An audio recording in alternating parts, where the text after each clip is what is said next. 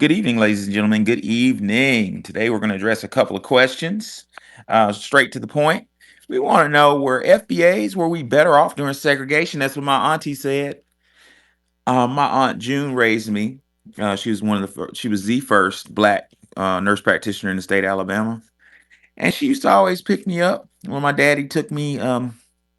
My father attempting to save me and my little sister's life. We were in a real dangerous high school, gang affiliated. And there was a couple targets on my head. Um, my auntie would, in the white neighborhood, that's where dad took us. But my auntie would always pick me up on the weekends in her brand new Benz. It was an E-Class, pretty thing, black on black. Benz leather smells some type of way. You understand me? And she would always drive me back to the hood so I wouldn't forget. We get something to eat at a spot. If you're ever in Birmingham, go to Nicky's West. That shit's off the chain. It's fire. Still open. And we would park in the middle of the hood and eat our Nicky's West. And she would talk. And she said segregation fucked us up. I thought she was crazy for that. But I said, why is that? She said it fucked us up. She talked just like that, you see. Um, she said because the haves left and ran to the white neighborhoods, and the rest of us were stuck here to fend for ourselves. Basically, in short, without giving you a long diatribe, my auntie taught me that segregation fractured the black community. We attempted to run away from ourselves. How's that shit working out now? And I can say, as a product of a PWI, quote unquote, high performing high school, whatever the fuck that is, um, the first thing those teachers did at them white high schools was attempt to fuck our heads up. So we got doomed both ways. I don't agree with Dr. Umar. I don't agree with 85% of the shit he says. But I do agree with one thing. Dr. Umar says, and I'm paraphrasing him, it would be better to send a black child to a black school in the middle of in the hood that's dangerous, gang infested, than to send that same black child across the railroad tracks to the white neighborhood where his mind is gonna get fucked up. Because you can repair a body, but you can't repair a mind. We'll talk about that later on. The other last part we're gonna talk about today before we dip out is, do other cultures have them animals? Them animals. Uh, I know somebody got kicked. One of my homeboys got put in Twitter jail for saying that word. I was like, man, really? But you can say, Saying it or posting it. I got suspended for posting it. I didn't know that was a bad word. yeah, yeah, yeah, yeah, yeah, yeah, yeah. Yeah. It happened to Robbie Blue. He said it to somebody. He called somebody that, and then he got put in Twitter jail. I bet you the Black Coons made that slur and probably did something within Twitter so that we wouldn't be able to say it. Mm-mm. For the Democrats because they like to put out coons all the time. Mm-hmm. Yes, ma'am. So were FBAs better off during segregation? I'm gonna say hell to the yes. Why? Because our marriage rates were at 80%. Our home ownership was at least twice as high as now, maybe more. Our wealth was higher, and our cultural cohesion was more profound and defined. What happened to us is we not amalgamated, wrong word. We integrated into cultures that we didn't understand. We were just fine within our own culture, and I'm gonna give you some fucking data to prove it. Let's go ahead and look, if you will, ladies and gentlemen, to the 1860 census, right? According to Dr. Claude Anderson, in his Dirty Little Secrets book, he says, uh, throughout the slavery period, blacks were subjected to compulsory ignorance. Laws and societal customs forbade teaching slaves how to read or write, so learning became incidental to whatever tasks were performing in and around the plantations. The 1860 census reported national literacy rates of 55% for whites. Stop right there. In 1860, white people, these are non-immigrants, right? We're talking about the uh, native. Well, I can't even the native whites were immigrants. The Mayflower whites. Let's put it that way, because they were fucking immigrants too. Their illiteracy rate was at 55%, a little over half. And Dr. Claude Anderson says at the same time in 1860, our literary rate was 1% for all blacks. Got it? Right out of slavery. Dr. Anderson says, quote, national public schools were mandated by law after Civil War, but were profoundly different in both quality and quantity between whites and blacks. Listen to this shit. The country needed new schools to educate and acculturate the large number of European immigrants in their school and their children who were pouring into the country. As the national economy expanded, it generated white collar and semi-skilled jobs for these new citizens. The opposite was true for black Americans who were still subordinate and outside the social system. Worse, following emancipation, no measures were taken to identify the correct and psychological, social, and economic educational damage that 260 years of slavery and abuse had inflicted on the black race. The dominant society pretended that slavery never happened. While a peonage system prepared for blacks, its new public policies introduced them into separate inferior schools. Listen to this. We're talking about segregation, right? But according to Claude Anderson, quote, but even under these poorest of educational conditions, blacks were able to reduce their literacy rate from 98% in 1860 to 40% by 1900 and just 20% by 1920. Ladies and gentlemen, in what's the math? In about 50 years, we went from 1% literacy to 80% literacy. We went from a low F to a fucking B. That was under that was under segregation where we could self-govern. My child was acting a fool, you beat the shit out of him and told me he acted a fool, and then I beat the shit out of him and we kept him in check. We weren't worried about weirdos because we all told, I'm an 80s baby and I still can remember that. I remember when people would move in the hood and Miss Martha and them would tell my grandmama, we don't know about her, man. We don't know. She could be on drugs. You know, they would isolate people. Weirdos would move in, and them old folks, them golden generation folk, my grandmama and them would isolate the fuck out of somebody. Don't go over her house, man. She don't be washing up and she on drugs. It wasn't dangerous around them. You know, we self-governed because we knew each other. Dr. Claude Anderson says by overcoming centuries of planned ignorance in inferior schools, black educational achievements far exceeded that of newly arriving European immigrants who received first-class citizenship with better schools. That's why they needed that shit had this off the point, but that's why they keep telling us how poor we're doing. That's why they have to keep telling us how terrible we're doing and how good these immigrants are doing. Because the truth is actually the inverse.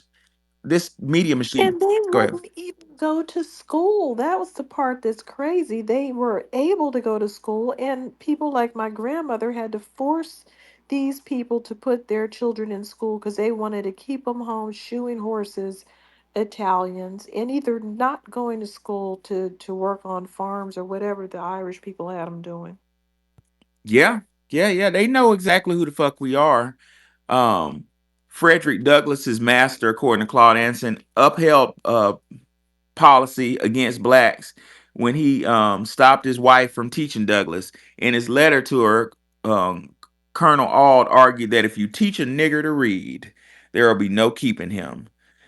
It will forever unfit for him to be a slave. They know who we are. They know that we are genius, and they know our DNA.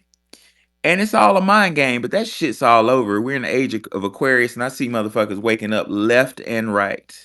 But back to the point, I'm arguing, yes, we were better off during segregation because we had cultural cohesion, we had discipline, and we knew who our enemies are. So, anybody in here that knows about military war science knows that identify is a very important taxonomy when you're at war. Identify your enemy. Who the fuck is your enemy? What's happened to us during this integration? Dr. Claude Anderson said, he say some pretty shit. He said integration was disintegration. You goddamn right. Anderson also says black coffee ain't never got stronger, ever got stronger by putting milk in it. Um, that was an attack. That was a whole nother attack on the black community after segregation, because again, we were showing a pulse of breaking out of the chains of enslavement, both physically and mentally. and the system of the dominant society had to come up with some tactic to fuck us up. Last but not least, they wanted to get at our money. I hate keep bringing up Claude, but he's relative to this discussion. Claude Anderson said his parents or his family owned a what was it, a limo service or bus service? I forgot. It was one of them in North Carolina, and he said they did well. They had a charter bus service in North Carolina, and he said the moment integration laws were passed, his family's business went out of business because the dominant society, the whites of North Carolina, were just salivating and just drooling over that black money. You know, same was said for Montgomery. I ended up finishing college in Montgomery. I got a full scholarship to a college there when my Ivy League journey didn't work out. And Montgomery's a really beautiful city. It's old, and if you drive around downtown Montgomery, you see all these storefronts and hotels, and it's a lot. Well, it used to be. I don't know. I haven't been there in a while, but it used to be a lot of abandoned buildings that are just beautiful. It's like, what does this used to be?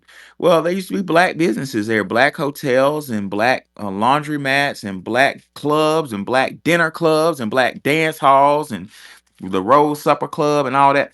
Well, what happened was after integration bill, after that bill was passed, a lot of black people said, you know what, I'm not going to black people anymore. I'm going across the way to the white restaurant because their food tastes better, which was the fucking plan in the first place. We were better off during segregation. Integration was disintegration. They wanted our goddamn money, and they knew that destroying diminishing our economic base would destroy us. But what the dominant society's dumbass didn't plan on is their greed destroying them. In 1971, ladies and gentlemen, Richard Nixon took the dollar off the gold standard. You see, the dollar used to be based upon a certain amount of gold. And hell, my grandma told me back in the day, you used to be able to take money to the bank and exchange it for gold bullion. Can you imagine that? Well, in 1971, Richard Nixon took the dollar off the gold standard. Did anybody here know why? Nobody talks about this. If you know why Richard Nixon took the dollar off the gold standard, raise your hand. I'm gonna let you tell the room. Going once, going twice. Nobody knows. Well, let me tell you what happened, ladies and gentlemen. You see, America be having friends, you see, and France is one of them friends and or ally, whatever the fuck you want to call it. Well, during the Vietnam War in 1970, early 70s, the Air Force, the United States Air Force, I don't know if it was 5th or 7th Air Force, I'm not sure which division, but Richard the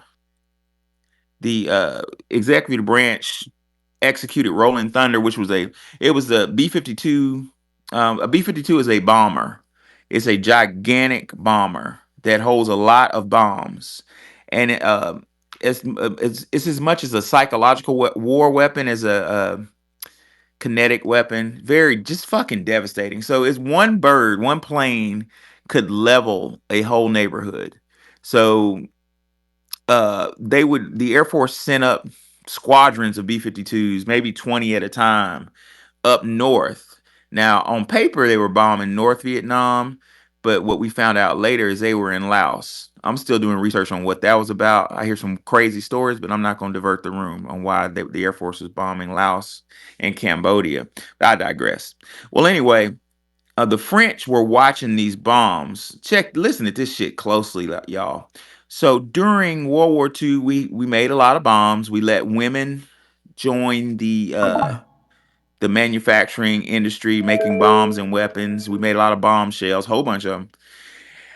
And when World War II was over, Germany, in a need to rebuild Germany because we bombed the fuck out of them, bought our bombshells to melt them down and turn them into raw iron and steel to rebuild their infrastructure. I forget the number. Maybe 7 Ford knows the exact price, but it was something like $1 or something. A dollar a bombshell. We Germany bought them from us.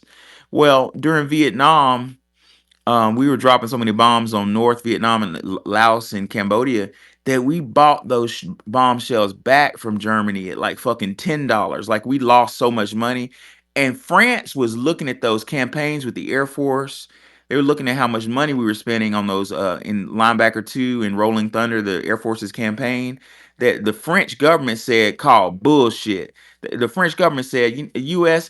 It ain't no way in fuck y'all got y'all are spending like damn near $1 billion a month bombing Cambodia or wherever you whatever y'all doing, and I don't believe you have that much gold. And France sent warships to the United States. You didn't know that, did you? France sent a couple warships to the United States, parked off the coast of the United States, and said, "Give us our fucking gold back." Because when we're friends, we hold on. We hold on to each other's money. France had some of its gold in Fort Knox. And France just pulled up, just fucking pulled up and said, "Give us our goddamn gold back. We don't believe that you have as much gold." So we had to give France their gold back out of Fort Knox, and in a desperate effort to try to save face, Richard Nixon took the dollar off the gold standard so nobody else would get suspicious. And it was a dumbass move because he essentially made the dollar worthless. Although the dollar went on a petro standard, it became not weighed in gold; it was weighed in oil. Now that was a pretty good move to put it on oil. But what did Joe Biden's crazy dumbass do? Joe Biden signed legislation that pushed electronic cars. So Joe Biden just kind of put the nail in the coffin with the dollar, like made the dollar almost fucking worthless. It's only a matter of time, y'all. Just wait. But back to that point of me bringing that up, um, when Nixon took the dollar off the gold standard, he diminished the dollar and kind of hurt the economy. But I digress. So what do you think, Wani? Were FBAs better off during segregation? Yes, we were. I mean, I know people that were educated during that period, and they do seem to be smarter. And what's more interesting, they have a better self esteem. So, my father's self esteem, he went to an all black school. And then later, I think some white people came over there. But his self esteem was way better than my self esteem because I went to a school that had more white people and more exposure to negative rhetoric. So like I said, some of these schools, they really went out of their way to make sure the curriculum was right, and people came out of there very literate. And so another thing I liked about segregation is you could see our successes very clearly. You could see our businesses running very well. You could see our military, sections of the military that were segregated.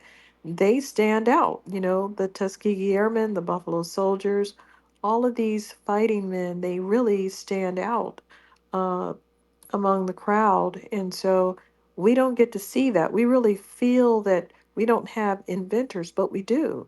They just work for corporations now. They invent something, and then the corporation buys it, gives them some money, obviously. For the most part, they get paid, but we don't get to see them stand out, and show themselves off. They don't count inventions the way that they used to between slavery and the mid 1900s because we're integrated. So thankfully, we were segregated and we got to see all of our inventions. We got to see what we were really about, and the integration kind of buried us over as a people, and we just can't see ourselves shining anymore. I'm not saying that I want us to not live in every state because this is our country. We have every right to live in every state, and we've created culture in every state. We even have a black museum in Idaho. We have culture in the West, in the Midwest, in the East, and the South. So, not saying that I don't want us to spread out, but I do think we need to have really stronger enclaves of our own group. That's what I'd like to see in the future, just more enclaves. Not exactly like Chinatown, because we're not scared immigrants huddling in a little corner because we don't know how to socialize. We're very social people, and we have adapted to uh, modern life, and we're not trying to live in the past at all. But I do think it's necessary to have an enclave where we can express ourselves without always feeling, like we're under the gaze. Oh yeah, we need an area that's just for us to build our self-esteem. Our areas, a new part of this infiltration game is the areas that were created for us are being overrun. Now, I went off to college at a PWI, some of you know this, and that didn't work out, ran out of money, ran out of responsibility, and worked at PF Chang's for a year and until historically black college found me and offered me a full scholarship. Well, in the early 2000s, when I was in undergrad at historically black college, I was seeing the tides turn. It was more and more white people going to, there was something called the minority scholarship at historically black colleges. They start taking over the historically black colleges. And by the time I was in law school, I saw it happening in the law and professional school. So our areas, what I'm trying to say is our areas that were built just to build our self-esteem, like historically black colleges, are being overrun. Y'all know how terrible that is. Um, at a historically black college, the school I ended up graduating from, undergrad, I fought it tooth and nail because I was coming from a world class facility, a world class institution with facilities and the culture and you know, first couple months I was like, where the fuck am I? What is it? And then it dawned on me. I was like, oh shit, I'm not a number. I'm a member of this society. And I understood it. It just dawned on me. It was a very powerful moment. I was walking around campus one night by myself. And I was like, I know what this is. Historically black colleges, just forget about scholarship, forget about the academics. The purpose of historically black colleges is to build the self-esteem of the foundational black American student. It's to say, hey, you're human and we care what the fuck you think. That's ours, ladies and gentlemen. And they're being infiltrated by these foreigners. And even Caucasian people are infiltrating um, our schools. At the school I graduated from, we had a doctor, one of the only programs, we may be the only historical black college that has a doctor of physical therapy, like a really high tech facility and stuff. And I thought about applying to it one year because I didn't know what I was going to do. And it was like one year is mostly white kids that graduated from it. That's unacceptable. You know, they have their own schools, and you know, we're not welcome at some of these schools. You know what I'm saying? We need something to ourselves, is what I'm trying to say. I see your hand, 7 4. What's on your mind? Oh, hey, hi. Yeah, you got, you were asking to raise hands about why we got off the gold standard. And, well, the reason why we got off it is it just became unsustainable. It was economically impractical. I mean, you can't have an economy, you can't have the prosperity of an economy tied to mineral mining. That's impractical. And you mentioned that we were in the middle of the Vietnam War. All countries left the gold standard when they went to war. When Britain and France was at each other's throats, they left the gold standard.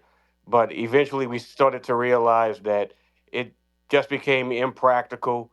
It Gold standards have always led to panics. It was one of the causes of it was one of the causes of the Great Depression, and so we just had to say, we gotta stop this. And if we were still on the gold standard to this day, we could not expand our economy to invest in science and technology, and we wouldn't have our iPhone 16s.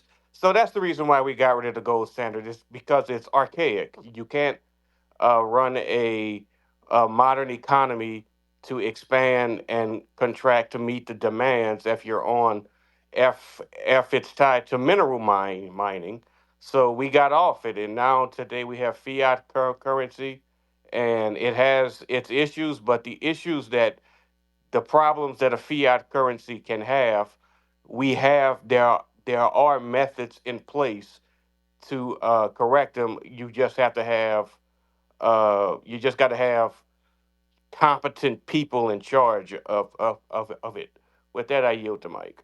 Yeah, the competent people thing is going to be an issue because it's looking like our government on both sides has been usurped by cronies. Talk about things I don't know about. What did he just say? I don't know anything about gold and with respect to Yeah, so like Roosevelt took us off the gold standard domestically in the 1930s, and it was one of the reasons we were able to get out of the Great Depression. After World War II, the world was you know we had to put in the system, and we had the Bretton Woods, and we pegged the dollar to $35 per an ounce of gold. And so because we were trying to bribe the world to get on our side against the Soviets, because in 1944 we saw that the Soviets were going to become a pain in the ass, so we bribed the rest of the world to trade with us and convinced them to, hey, just we will peg our dollar to $35 an ounce of gold. And so it was a bribe to get the world on our side. But by the 1970s, we were in the neck deep in fighting the Soviets and communism, and in the Vietnam War, that that system just became unsustainable. So internationally, we got off the gold standard, and it didn't help. We had the oil shocks from the Arab countries, and that was the real cause of the inflation. It wasn't that we got off that gold standard. That was the real cause, and so that gave us the system we have today. Yeah. Thank you for trying to explain it better. Yeah, it looks like I'm going to have to go to college to understand it. Well, they don't. The problem, Wani, is the people in Washington don't fucking understand it either. That's the problem. Finding. You're right about that. You're right about that. They think raising interest rates diminishes inflation when actually it causes inflation, and lowering interest rates lessens inflation. Yeah, they got it totally backwards. Yeah. I was reading some ancient documents that was alluding that the word economy, I'm gonna fuck it up, but because I'm not an economist, but basically the whole concept of an economy is based on fucking impoverishing people, and it was created by Plato to hold people, like, to basically support white supremacy. So fuck it all anyway. It's all corrupt. It's not even worth a damn. Empress, what's on your mind? Can you hear me, Empress? Can you hear me now? Yes, ma'am. Good evening, Professor, Good evening. everybody. Good evening, Wani. You know, it's Mercury retrograde. Professor, are you familiar with that? No. Educate me. Now, when Mercury is retrograde, comes 3 times a year. Each year has a different element: water, fire, earth. That's in that order: water, earth, fire.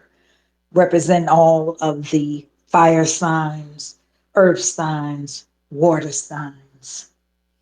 So, like you're seeing in the news, segregation is supposed to come back, and it's being announced while it's retrograde.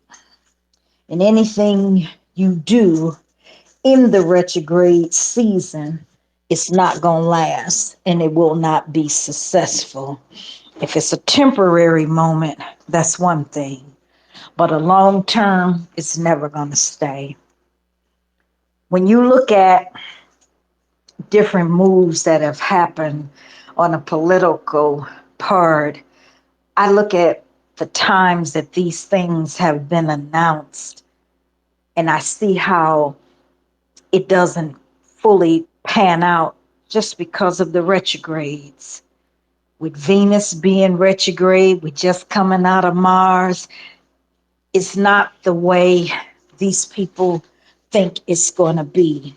So, announcing the segregation, it's not going to be successful the way that your Eurocentric will think it's going to be. It's going to revert in a way that they would never imagine because we are no longer our grandparents and great grandparents. We are a different mindset. And so if they try that, putting up the signs, white only, um, water fountains, what is going to happen is with the new millennial, along with the Gen Z and the Gen X, they're not going to take you coming and burning down houses, businesses, like what happened to Rosewood, Tulsa, Black Wall Street. That's not going to happen. I invite the segregation, but I invite it on all fronts. Stay out of people's bedrooms that you already know really don't care for you. The term of this animal that they don't want you to say the name is because people who are non FBAs many times often get called that, rightfully so. So they get into their feelings and they create laws to get you put in, the little cage where your privileges is restricted. It's going to be an awful lot of lawsuits being filed. You brought up a very good point, Professor, about the gold. If this was a country like Africa that could rely just on its resources compared to the dollar, it would crash it every time. And this is why they didn't want the former president of Libya to be alive because he wanted to take away the dollar and let everything compete against gold, which would have crushed the economy when you think about it. And you hear so many people had wonderful things to say about Libya. And then after they take this gentleman's life, it has went to hell. Well, this is what's going to be coming to the US. Are you ready for it? I'm looking at these planets as I'm talking to you. Now, you And said if Mercury, somebody does something short term, like say they have something exciting to do tomorrow, it should be okay. But a long term activity is a problem. yes, Wani. Would you like me to clarify that or get more in depth with it? It if the professor wants to. Oh yeah, you can go ahead. Okay, let's cook. Now, currently, we got Venus is retrograde, it's in Pisces. Mercury is retrograde, it's also in Pisces. Now, what does that mean? You got water sign. Water brings intuitive thoughts, it brings communications. When that heart is touched in the right way, you're going to say one thing, but you're going to contradict yourself and be made to look an ass afterwards. So, any adventure that you start, if you were going to open up a business, let's just use that as a hypothetical, with Venus and Mars being both in retrograde, you signed any papers, it's going to backtrack. It's not going to be favorable. When that retrograde energy is off, which the full effect will be off on the morning of the 16th, this is when you'll start seeing hidden agendas. You see any laws that's passed from now into that, it's not going to last. It may be put on the books, but it's going to blow up and it's going to revert back to the way it was. You start a job and it's in retrograde. If that job is just a temporary job, that's fine. But if you're taking that job as a long term, that's my oven. You take that job as a long term, you will definitely lose it. You do any investing when it is retrograde, it will not favor under no circumstances. Now, something very short term, it's not a big deal. Major purchases, surgeries, did under Venus retrograde doesn't always come out good. Many will lose their lives or be permanently disfigured when it's under that Okay. retrograde. Okay, I'm gonna look more into that. Yes. Okay.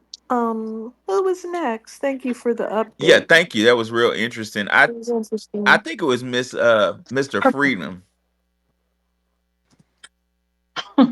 Thank you so much for pulling me up. I've been furiously banging on the keys and searching and putting links. I just made a post down in the purple pill. Please go look at it. It will blow your mind. Thank you so much for bringing me up. Hope you're having a wonderful day, Professor and Sister Wani. What I posted down there, I would have ran up on the stage if I want to bring my evidence first. I don't like just talking without having my evidence. If you look at what I posted, what as it relates to the gold standard, what as he styled himself, Lord Mayor Amschel Rothschild said, he said, the one that has the gold makes the rules. Okay, the one that has the gold makes the rules. He also said, give me control of a nation's money and I care not who makes the laws. All right. And so what happened as it related, and these all happened at the same time. We're talking about Jekyll Island, the Federal Reserve, um, the gold standard, where, and then they also introduced the birth certificate. It went from God's law to government's law or man's Hello. law. Okay, so man turned their back on the covenant with God, and they had you used to put your family tree in the Bible, and we used to have gold Bibles. I'm mentioning this for a reason. If you go look I at those, remember that. yes, if you press on the link. Right, what is happening right now? It will tell you the history, and it says all the gold that wasn't surrendered was between the trilateral or tripartite or trilateral is the um, modern way of mentioning it. Trilateral commission between Japan and Asia. Let's see, Japan specifically, Germany, and Israel. Actually, Israel. Those three nations, they had they had the Holocaust for not giving up the gold. They had the rape of Nanking. They got massacred for not giving up that gold, and that gold was buried and hidden away mainly in those places that were bombed, primarily the Philippines. Okay, it'll break down the history, but I highlighted it for you. This is very important. It says, and I highlighted this part, it says if you have the gold, then you can actually demand reparations.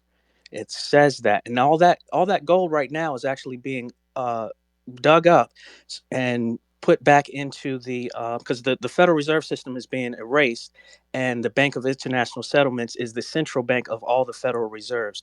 That allowed for those certificates to come out. Instead of being in the Bible, you get certificates because you don't own anything. You have to pay a tax now. Okay, taxes came in around those global wars as well. It all happened at the same time. So they give you a certificate now, and they say, okay, well the government owns you instead of God being your maker. Okay, so that's what's happening. And when once the gold comes back and the money's backed by gold, then you can make a reparations claim. And also, the last part I put in there the maxims of equity of law, maxims of law. All right, you cannot own property without a transfer of gold. It still exists. I don't care what you say. That's why Donald Trump bought one of his towers with a bar of gold. He demanded gold. People in private wealth and equity, they still do transfers of gold. Well, that's very fascinating what you said. Ladies and gentlemen, it's kind of hidden, but let me break down what he was alluding to. He said that it was God's law was reversed. So in biblical canon, they refer to the Son, Father, Son, Holy Ghost, right? Well, the Son has always been looked at as the creator because the sun gives life. You know, when you think about it, life ultimately comes from the sun. We eat a cow eats plants. Where do plants come from? They come from sunlight. Everything is made out of light. That's what the physicists figured out with nuclear weapons. You reverse the process, instead of light turned into matter. Physicists figured out you could turn uranium 235 or plutonium into, you reverse the process and you turn matter into light. That's a nuclear explosion. Well, because everything's made out of light. Well, here goes the interesting part about that. Um, if God is representative of the sun, then speaking on that level, what will be representative? What's the opposite of the sun? Anybody want to take a stab at that? The A white opposite. dwarf. The moon, The right? moon. Oh, That's what I was gonna say, but I blurted it out. the opposite in what way? um, the sun and the moon are so the sun gives light, the moon receives light. The sun is considered masculine. The moon, it's just the opposite. The sun is a emanator of light. The moon doesn't emanate anything. It takes light. The light that the moon reflects at night is something that it took. It's just an opposite. Okay, you mean metaphysically. Metaphysically, yes, metaphysically. Got it. Thank you for that clarification. Well, now that we've established that the moon, he said, listen to this shit. I'm about to get deep as fuck. What Mr. Freedom was talking about, he said the sun, the gold sun, was considered currency, right? Them those English shit. I almost said followers of Set, but those satanic English people reverse currency. They reverse. Dang, I keep saying the wrong words because that's the same thing. They reverse wealth, right, from real money into evil money. So even the word money, y'all are missing the root word of money. It's really moony. Moony. You're giving homage to the moon. The word currency comes from, it's a reference to the moon because the moon creates currents. The waves you see, did y'all know that? When you go to the beach and you see waves crashing in, that's coming from the moon. Why? Because the moon has gravity, but which gravity is stronger, the moon or the earth? The earth's, because weight and gravity, they're the same thing. Well, the moon's gravity wants to snatch that water off the surface of the earth. So it pulls it up to a certain degree until the Earth's gravity say, "Bitch, I'm stronger than you," and snatches it back. And that's the waves coming in and out. So I'm saying that to say that currency is talking about, it's a reference to the moon. Last but not least, the god, the Babylonian god that was associated with the Tower of Babel. This guy's name was Sin AI.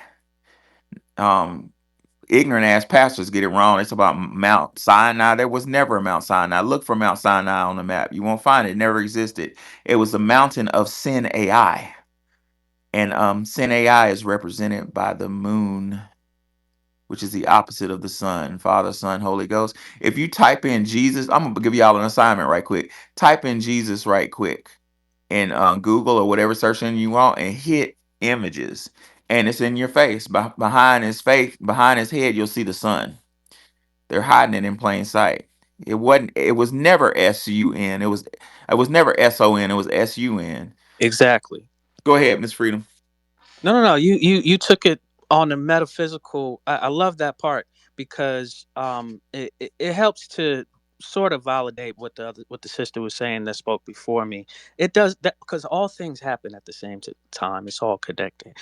But you can't just only focus on one thing. But they had to remove our connection. The gold is the physical manifestation of the sun on Right. earth.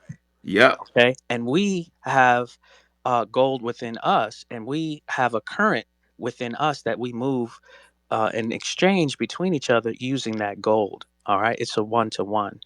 Silver to a lesser degree, but the gold gives us power. And to further what you're saying, in Kemet, we used to actually ingest gold, okay, or we'll get golds on our teeth. You know what I'm saying? Like, we have a very close connection with gold, but also that's the store of wealth. That's the power. The one who has the most gold makes the rules, and can demand reparations. It's very important. Yeah, this shit gets crazy, man, when you look at the basically, guys, if I could just boil it down, um descendants of Germanic descendants of question mark basically had a satanic seance and cast a spell on all of humanity to take over the money system. He brought up the creature at Jekyll Island. Read that story. Um, God dang it, what's the name? It's a road in England. I forget the name of the street where all money comes from. I forget the name of the road. It'll come to me later on. But this stuff is very interesting when you go digging. It's very fascinating. Um, who was up next? I think Rob the Whip. What's on your mind? Hey Nikki, I didn't even see you in there. What's going on? What's up with it, everybody? Not much, bro. I just want to hit on some things. Um, Let everybody, man. I want y'all to know that don't believe everything that you're reading online. Trump didn't is not bringing back segregation. That's a lot of bunch of the Democrats, man, trying to push their agenda and turn people against what's going on. However, what he did do was lift the segregation on government contractors, meaning that and as to double down on it, getting rid of DEI. Civil rights is still against. It's still illegal on the civil rights laws to segregate, and they still have to abide by segregation laws as far as discriminating, like black and white bathrooms and all that. He just did it as a way to get rid of the Biden DEI program. So don't be uh don't be fooled by what's going on. Another thing, however, if they did, and just talking out of my behind, it's just in the worst case scenario, if segregation came back, my grandfather taught me you don't kiss people's ass to take your money. So if they wanted to go that route, if they tried to really go that route, which they're not, they tried to go that route. I said it earlier in another room. I mean, it wouldn't do anything but make the black dollar even stronger. We our spending power is $1.6 trillion a year. So if they want to cut that out of their budget, it's only going to go back into the black communities. We have better schools, we have better businesses. They will have created a influx of black businesses nationwide that they couldn't handle. So I mean, it is just is what it is. But don't be fooled by these scare tactics. It's just people pushing their agenda to make people think what they want them to think. And I'll land with that.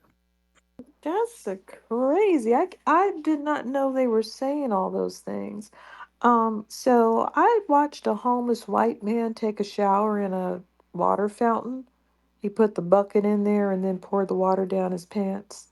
Wow. So you can drink out of the water fountain all you want and restrict me from doing it. Thank you very much.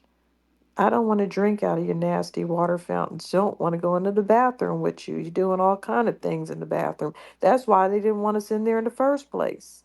All the toe tapping and Larry Craiging and men in dresses that they do in there. I'll just pee behind a bush.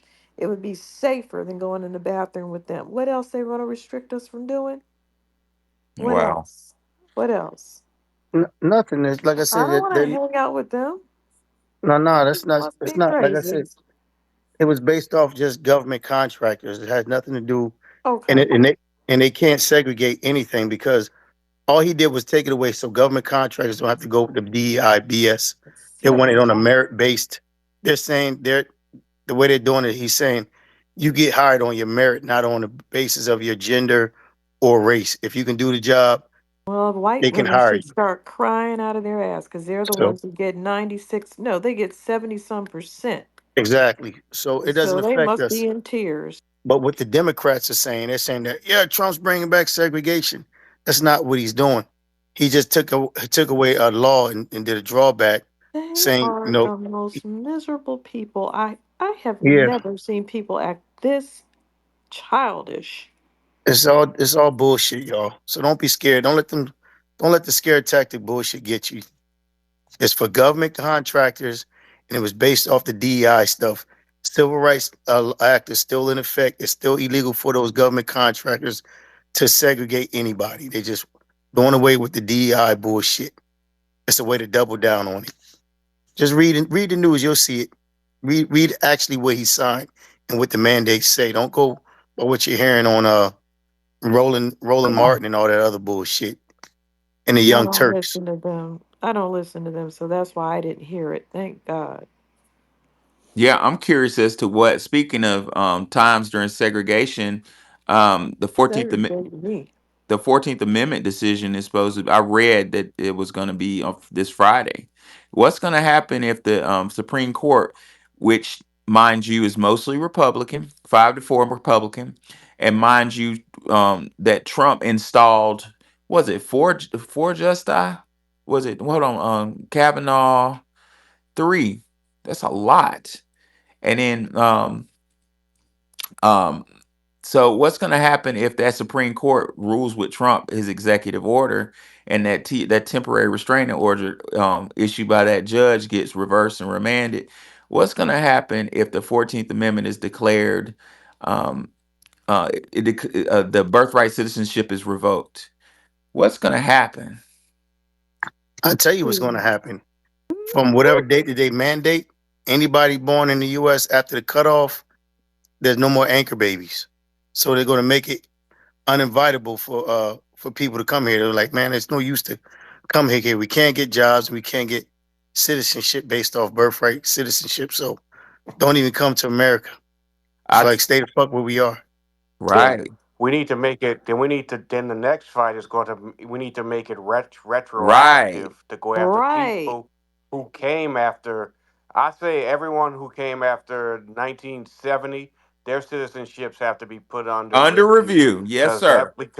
because Hell no, I say after that's with 1965. the Damn that. Immigration Act of 1965, which is I think probably fucked us up more than anything. So no, fuck 1970, 1965, bro. Take it on back.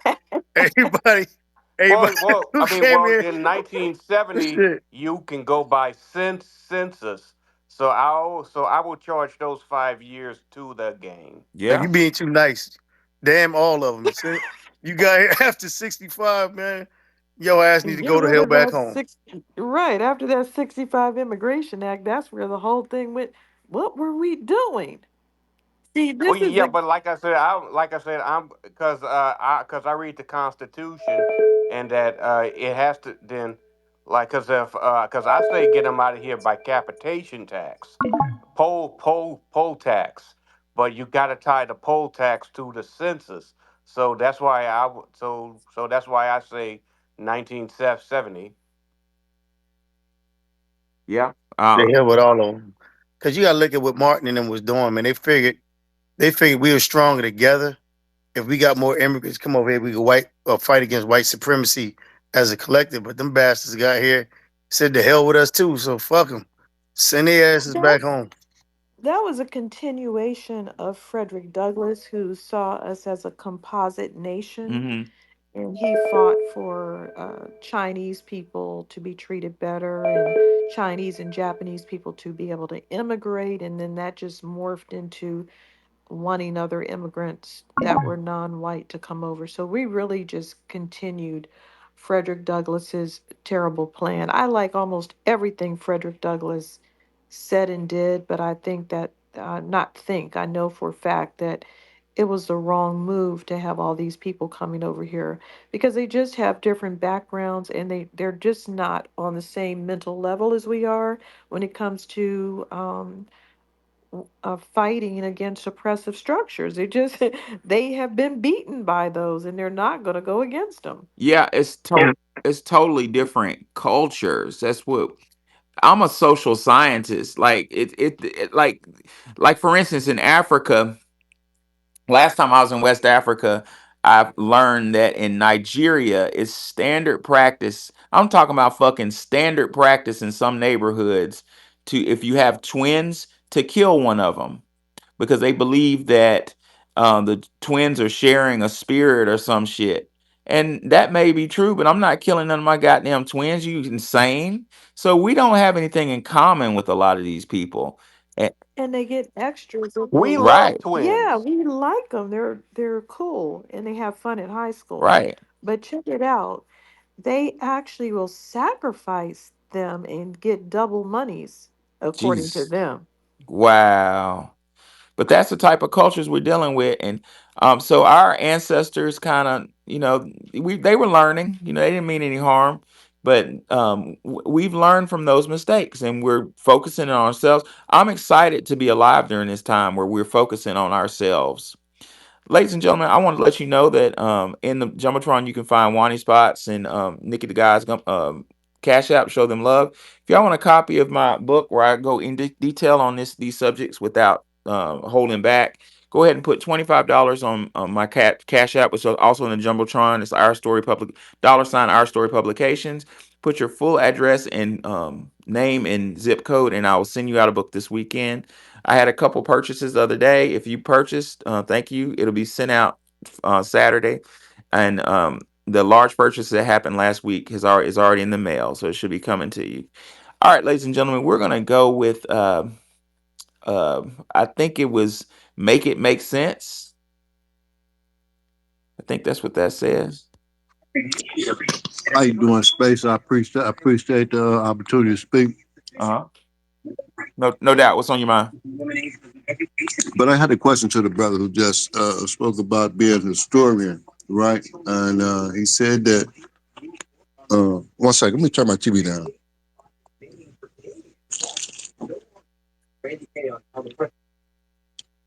He was speaking about.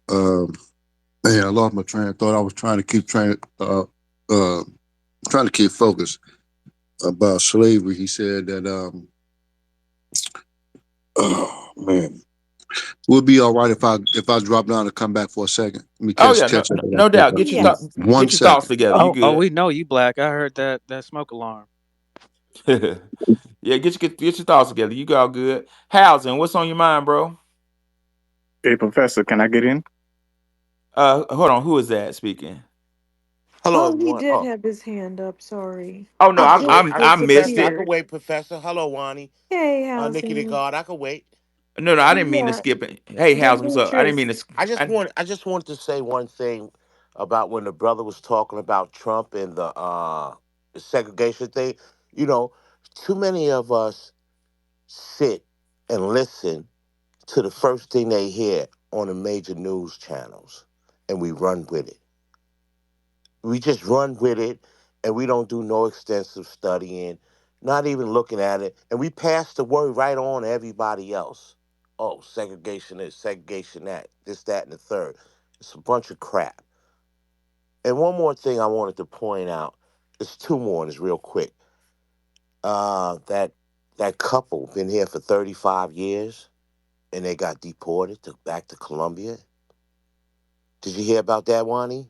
I missed that. No. They was here for 35 years, and Oh, they got there's swept. tons of them. They don't bother to learn to speak Yeah, English. They don't bother yes, to yes, nothing because they have a soft landing with all the waves and waves and waves and waves of their own people.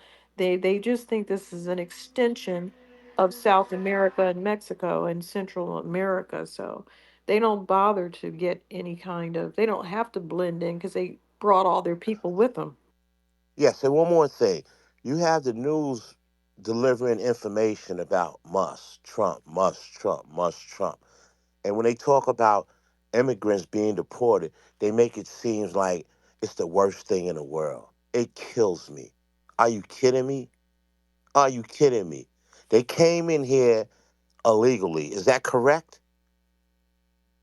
But Yep. they It's want. gaslighting. Yes. Oh, but this what the left media does. So I just want everybody, to be on point when you listening to them guys, And I land my plane there.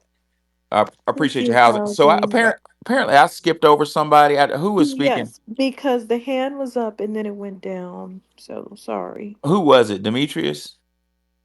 Yeah, hey, Yes. how y'all doing, bro?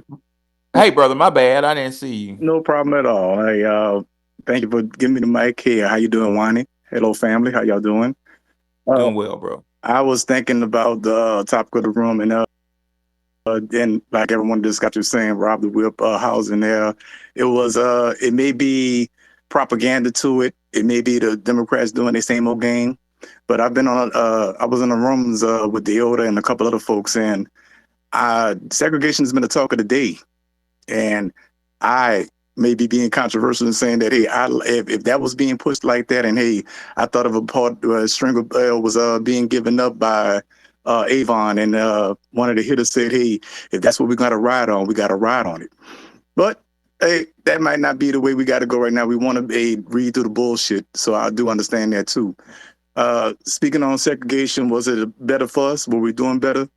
My grandfather came from my maternal grandparents came from Independence, Louisiana, came to New Orleans. My grandfather had a full dump trucks. He had a mechanic shop and he had full ballrooms. That man, with a third grade education, did and achieved what he was able to do, what I haven't been able to do with college education. He, in my eyes, has surpassed, and he's a star I can't reach, and I'm still trying to reach for him at 48. So, were we better at that time? Hell yeah. The money was on our side. And when we always reference Carl Anderson. Hey, when he said that, I love the story when he talked about, hey, he watched the guy deliver the ice to the black side of the street, and then he made the U-turn and deliver the ice here, and he saw the black man come and pick up. He passed to the black man's store to come to the white man's store to pick up ice, and he wound up talking to him, and he said he felt the white man ice was colder. Segregation will force us to be disciplined. It will force us to get it back together. And do other cultures have coons? I don't care. I'm worried about the coons that are taking. I mean, the raccoons that are taking us down, and that we left the plantations with, the big winches that we left the plantations with that tend to hold us back. And that's where I think that we dropped the ball at. Also, hey, we have people that sabotage us inside, and I think it's time for us to do some in-house cleaning. Oh, yeah. Oh, Professor, did you see that post where the guy was speaking against reparations? No, I missed that. Oh, I sent it to you. So that's what inspired the second part of the title. I have not seen that. Now, not saying it didn't exist, but I've never seen a Native American say, no, no, no, we don't deserve any money. We didn't walk on the Trail of Tears. Why don't we get it together and pull ourselves up? Have you ever seen? Yes, we were on a We trail sure of were. tears. Yes. We were too, but uh, I've never seen a Native American speak out against them getting lifelong welfare, land, casinos, and monthly money, which amounts to being on permanent welfare. So I've never seen that. I've never seen a Native American say, no, no, no, we don't want free education. We don't want to go to college for free. We don't want any of these things. The white man is bad. I've never heard that. All they do is Where does niggas family I from? don't know. Exactly. We need to really find out because these individuals just run around without any pushback other than people like me and everybody in the room telling them to shut the hell up. What are you talking about? Why are you the only group that does this? I don't understand it. Make me understand it. I've never seen any group who had a valid claim, and these people, their claims go back hundreds of years, just like the claim we're making. All those Native American tribes. Now, remember, it's not just one Native American tribe, it's several Native American tribes that waltz through Congress and waltz through the uh, Indian Bureau of Affairs demanding that the United States honor it. So let's not think about them as one group or one ethnicity, because in fact, they're different tribes, different groups, and they go through the Indian Bureau of Affairs and through Congress to get resources from this country, and not one of their people fights against it. In fact, I was shocked when some Native Americans got angry that the Lumbee had made a claim, but their problem with the Lumbee is that they weren't Indian enough, according to them. They felt like, you got too much black and too much white, and so you shouldn't get to be a federally recognized tribe. So the Lumbee is basically the same as a Black American, only they have more European ancestry, because I've seen tons and tons of Lumbee DNA profiles, and they don't have a lot of Native American DNA, and that's a fact. So I'm not sure why we're burdened with these. I'm trying not to curse. I'm not sure why we're burdened with these people that keep running around talking about what we don't deserve, and they're all over the place. They're flooded from Africa. Every Caribbean had their mouth flapping about reparations, and we have some homegrown ones as well. And I don't know what they're getting to talk this way, but I have not seen other ethnicities have this issue. If you have, let me know, because I can't say for sure. I haven't seen it. And I do pay attention to these other cultures and how they interact with each other. May I say something real I've quick? seen it, but Go not ahead. in this I'm country. sorry. Oh, where'd you see it? You had a lot of, I mean, the conquistadors. The reason why they were so successful is because, like in Mexico, they had people in the native society sell out their kind. That's how the conquistadors were so successful. That's how most empires are successful. Is people on the inside they sell out to the conquerors. Yeah, yeah, Interesting. you need traders at all times. You need traders. This goes back to antiquity. We wouldn't Europeans would never have taken over um, ancient melanated society. I'm not going to use the word African, um, but it was on that continent, far as we know. It was what Dr. Walter Williams calls Coptic Egyptian Uncle Toms that uh, allowed told me one Laggy who wanted to be called Sotor, basically was a white man that wanted to be called the savior, wanted to be Heru, and he put his image, the image that we see of Jesus the Christ, the white man with the stringy hair, that's totally one Laggy, and he would have never been put in the church and put before us as a deity, as a god, if it wasn't for Uncle Tom saying, "Yeah, I'll do it." So you need traders to infiltrate, and not only to infiltrate but to sustain an attack, cultural attack on people. And that's kind of what this space is all about. That's the second part that we're going to get to. Good timing. Make it make happen, make it make sense. I think you're back up. What's on your mind? Hey, bro, it came to mind of what it was, and the brother was talking about the 14th Amendment and how if they were successful in unraveling it by attacking it. And my question is, well, if they was to be successful in unraveling it because it has been an attack on it, then how does that deal with those who were brought to this country, and how does it deal with those who are already here? When I ask that question, I'm dealing with the intent of those who were those colonizers. Does it go back to their intent? Because the 14th Amendment was only brought about to protect individuals, but the intent of the founding fathers of this country was that we were to be X, Y, and Z. So if you break up the No, 14th that no, Amendment, no, it's not related. listen, I'm talking about the attack on the Well, 14th no, no, Amendment. that's I ain't that, saying but that they're it not is. related. And I'm not trying to interrupt you, but I think you're getting confused. The intent, it doesn't go back to the founding fathers' intent, because the 14th Amendment came out. It had nothing to do with the founding fathers. The 14th Amendment came out after and I hate saying that term of art, the founding fathers. Somebody call them the fleeing felons, but I'm gonna leave that alone. But Why did they say that? because they were running away from England. Well, that's beside the point. But the 14th Amendment came out after they were long dead, and the original intent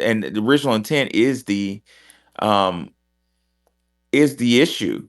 The original intent for the 14th Amendment was for the black freedmen. It was for us, and it was curveballed towards immigrants. But when you look at history, the Supreme Court and racist institutions were trying their best not to let the 14th Amendment do what it was originally intended to do, which was to help the Black Negro freedmen, um, foundational Black American. That's what it was originally intended to do. And if you look back at history, you'll find out that the 14th Amendment was the Supreme Court said that the 14th Amendment was used to apply to businesses because the businesses consider that law a natural one natural person, and that was just so much bullshit that they had to find an immigrant to say no, it applies to immigrants too.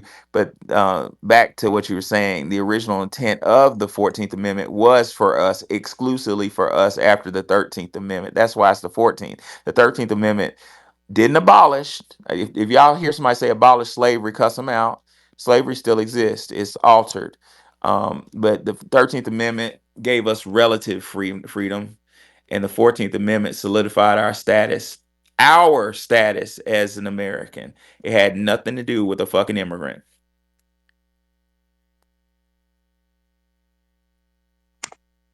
So I only asked that because uh now, like I said, those who are called considered the founder fathers' intent and their intentions for those who were brought to this country and those who are already here.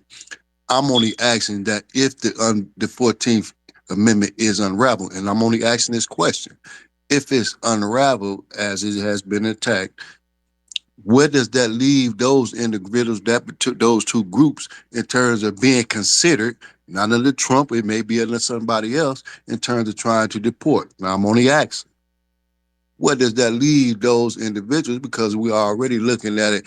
I guess it was Supreme Court decision saying that the descendants of those who were slaves or brought to this country couldn't be considered X, Y, and Z. So I'm only asking, if that part of legislation or amendment is unraveled, where does that leave those people? Yeah, yeah, yeah. I see what you're trying to say, but we don't know. The news, the liberal media is saying, "Oh, it's ridiculous," and Trump's decision to do this, he's out of bounds. But actually, I'll teach this. I'm a constitutional law scholar, and in my opinion, if you want to look at it from a legal standpoint, historically the original intent of the 14th Amendment was for the Black Americans. That's the only thing. That's the only group it was for. That's just common sense.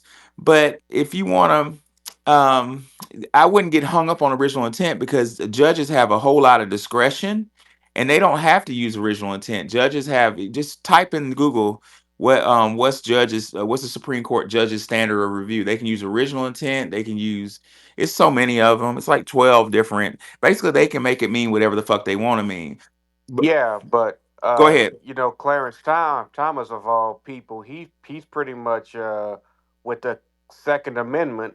He said, "Hey, if you're going to write a anti, a gun control law, it has to be consistent with the text, history, and traditions of the United States." So I know Clarence Thomas is a Sambo, but he seems to be on a He's download, doing some good putting stuff though. helping, huh? He's doing some good stuff lately though. Yeah, on the Yeah, down yeah, low. he's I will redeeming give him himself that. totally. He's still a major And so, like, Sambo. I think that can apply to the other stuff in the Constitution. What was their frame of minds when they wrote this Well, stuff? that's academic, and I hear you 7-4. That's academic. Like I say, I teach this stuff, and I'm to the point now where I don't even look at academics with respect to Supreme Court. I look at reality, and the reality you're looking at is you got 5 out of 4. I mean, 5 out of 9. 5 are Republicans. We have a Republican president that a lot of Republicans are scared to death of. Got it.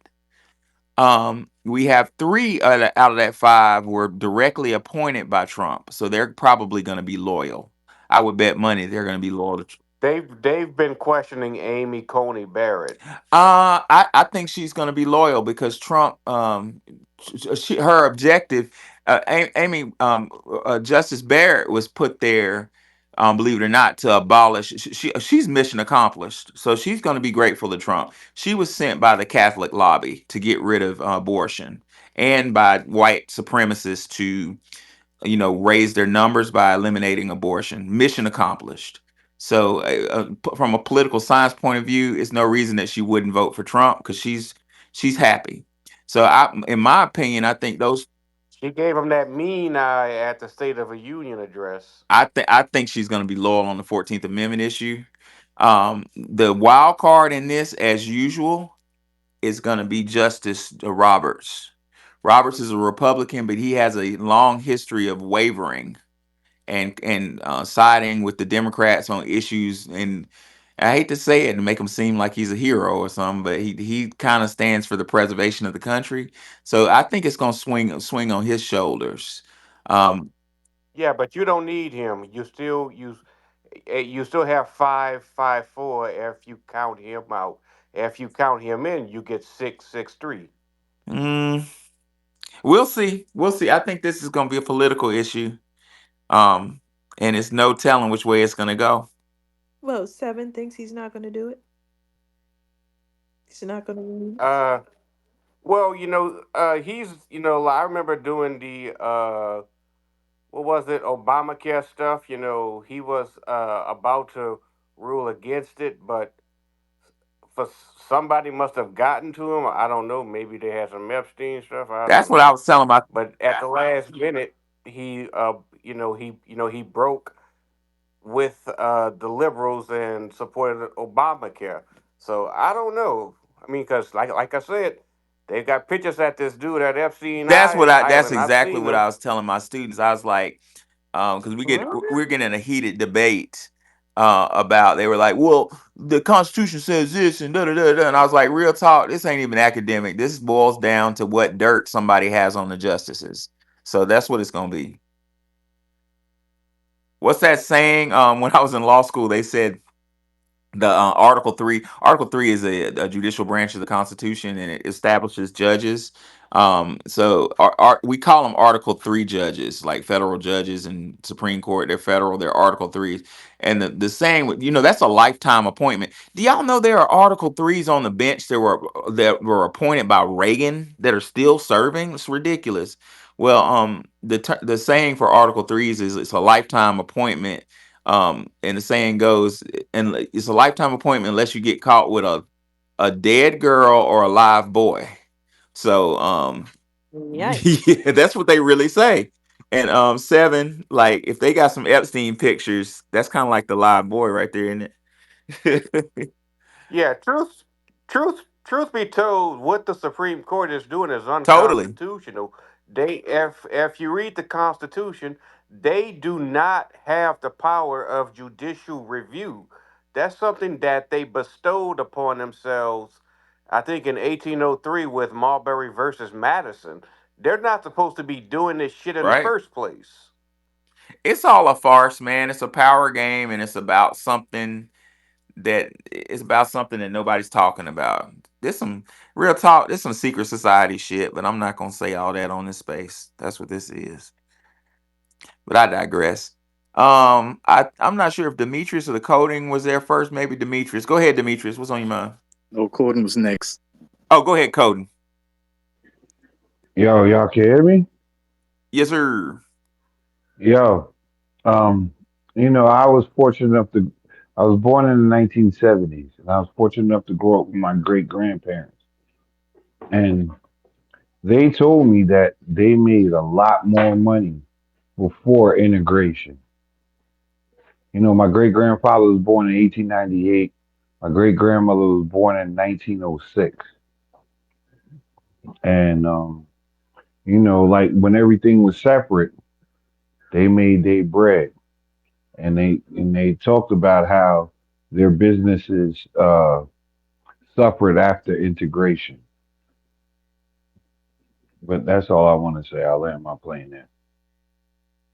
Yeah, that's what I'm saying. Think about how much fucking money. I went to high school with a Vietnamese family who was vitriolic, but I was too dumb, too young and stupid. I didn't know. I didn't know that they would be making fun of. They didn't say black to my face, but they owned a nail shop. They did nails, and they're like, they come in. The girls come into our thing, and we be making fun of them in Vietnamese. I didn't have enough sense at 15 to realize that the girls that go to the Vietnamese to get their nails done is black girls. But they made a really good living off of black on the gas station and the nail shop, making money off of us. Now imagine we were segregated and black people had no choice but to come to us to get shit like that done. We would have much more black wealth in the neighborhoods. There are whole I mean, Claude Anderson talks about that. He says that white people live off 100% of their wealth, and what was the percentage of ours? Like what was it, like I want to say well, I don't know the number, I don't want to lie about a number, but they white people live off 100% of their wealth and a large percentage of our wealth. Like people just parasite us, and it's codified in a way that we don't even have the option of just supporting black owned businesses for everything. Maybe now since the internet's out, but it's not convenient. But if we were in a segregation situation, we would be stuck to where we had to. And in my opinion, we would get better services. I was born in the 80s, and I spent my summers in DC with my grandmother who died after teaching special ed for 50 something years in DC public schools.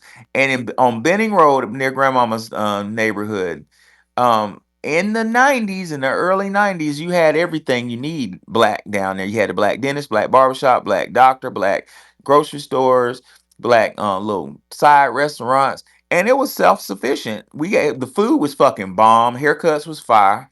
The lawyer was awesome. We had everything we need. We didn't have to leave Benning Road. You know what I'm saying? But I watched that disappear with gentrification because they want our goddamn money. So with that, I submit that we were better off during segregation. It isn't like we're getting better services now. Have y'all been to the doctor lately? You get a fucking foreigner or somebody. Yes, everyone hates it. Um, I will say this. When I was young, like I said, my great grandfather was born in 1898, and he said, "Yo, in the early 1900s, yo, you would never call a white plumber. Right. You would never go to a white doctor. The doctors would come to your house and things like that." No cap. You land your plane, bro. Yeah, I landed my plane on that one. Yes. Outstanding. Appreciate your submission. Demetrius, what's on your mind, man? Yeah, I just wanted to thank you for your book. I ordered, gave two of them out as a gift. I saw how Oh man. important I thought I believe in them. And same thing with Tariq book, Hidden Histories from Me to Z. I like to give out information because everything we're supposed to be doing is supposed to be about the next generation. I believe Yes, in sir. affirming affirmation to our past and protecting our future. So that's why I like to get this information to them. So I try to be on the side of the youth. And one point I wanted to bring up is about what one of my daughters experienced this week is about a grandmother told her granddaughter that she didn't like her hearing about slavery from me and the effects of it. And I think that it falls upon we was talking about willful ignorance earlier today in the space, and I think that's a treasonous act and for descendants of the slaves in America to go through not wanting your children to know where they come from and to want to put it to the past. And this is a black my daughter's in the 10th grade, so to hear my daughter come back and tell me this, because like I say, with Dr. Claude Anderson, my baby read those books when she was in 8th grade. When they questioned her about how many continents they had in 8th grade, she argued them down because I told her that there were only 6, and I learned that from a professor, Dr. Pacio, Professor Pacio, when I was in the 3rd grade. So I understood that from his lessons that Europe was a basin by definition. So I was able to get that information to us. So they were intrigued by that information, but you would want to deny her pretty much her lineage, her birthright, to understand her past. Right. That's one of the first steps to our liberation is recognizing that we are, to quote Dr. Claude Anderson, an exceptional people. We're our own lineage. We were forced. Let's look at this. Before segregation and integration, we were forced to realize that. You know, wasn't any Africans over here. I could prove to you if I had time to look through Dr. Howard Zinn's book that what was it, 20 Africans? He put the number in his book of the immigrants that were allowed to migrate per year or some shit. It was the number was so small with Africans. I want to say it was 20 Africans or some shit a year. Um, they weren't coming over here. All we had was each other. You know what I'm saying? Um, and we were forced to work with each other, and we made it work. You know, so if we lead the charge and make it make us our the young people recognize that we're our own lineage. We're not Africans. We are not. No disrespect to Africa, none. Is I've been there, been all over West Africa. It's gorgeous, but I'm not an African. I'm an American. I'm a foundational Black American. Once we recognize our lineage and become proud of our lineage, we're going to want to support our lineage, and that's going to build wealth and opportunity within our lineage. I appreciate your submission, Demetrius. We're going to go to the Black. What's up, Black? Yo, can I say one more Oh, yes, thing? sir. Go ahead and land your plane, man. And then after this, you could drop me there. Okay. But I saw this book called White Trash, and it outlined that all the black towns that have sprung up after slavery, like people like to think that we were destitute after Reconstruction. And then, no, that is not the case. Like, yo, even in the 1900s, the early 1900s, black towns was like sprung up over everywhere. And most of them were burnt down or flooded out. And then I land my plane there. Yes, sir. There it is. The Black. What's on your mind, man? I think housing was before me. His hand up. Oh, he's already spoke. We're coming back to him. Oh, okay, okay. What's going on, everybody? Not Professor much. Nicky Warner. Uh, do I think we was better out during segregation? From what I heard from speaking from to my grandparents, my grandmother, she was born in 1923, and my grandfather, he was born like 2 years before, but he passed before. I ain't really just get to meet him. But from what I learned from my grandmother, like she said, they was doing better before segregation, and they lost a lot of land after that through eminent domain and a lot of other different little entities when it come down to like urban development. So I feel like it did break up certain communities that was really like healthy and cohesive. And by the time it got to my generation, you only had like small remnants of that in certain pockets of people who was like at least able to preserve that. And uh, I was watching this documentary about the double V movement and like the double victory movement that we had during World War II, and after that during the civil rights movement, it kind of forced a lot of people the monetary incentive of these different little bigger companies being able to take away a lot of these journalists that we had after the civil rights movement and integration. And that's kind of why we end up losing a lot of black owned newspapers in a lot of cities. So it affected a lot of industries that we had back then in a lot of ways that we kind of communicated in our own kind of way in transferring information. So yeah, I think it was really detrimental. We should have just integrated our dollars like they did instead of integrating our land and our ideas. But I land there. Hope everybody having a good day. Oh yeah. Oh yeah. But we're getting to it. Like the step. It's. I'm a social scientist, and social interaction is like Legos. It's mathematical, and I tell my colleagues all the time one of the fucking worst things that Europeans did to history and social science is they treat it like like it's like social studies. No, it's math. Everything is mathematics, and with math, y'all remember PEMDAS?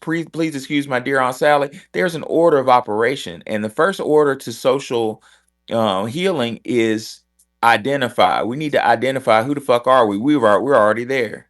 Our brother Tariq Nasheed and Dr. Well, actually, it was Claude Anderson first. He said native black. Tariq made it, gave it some, no wiggle room. Foundational Black American. That's who we are. That's the starting point. We're at point zero, ladies and gentlemen.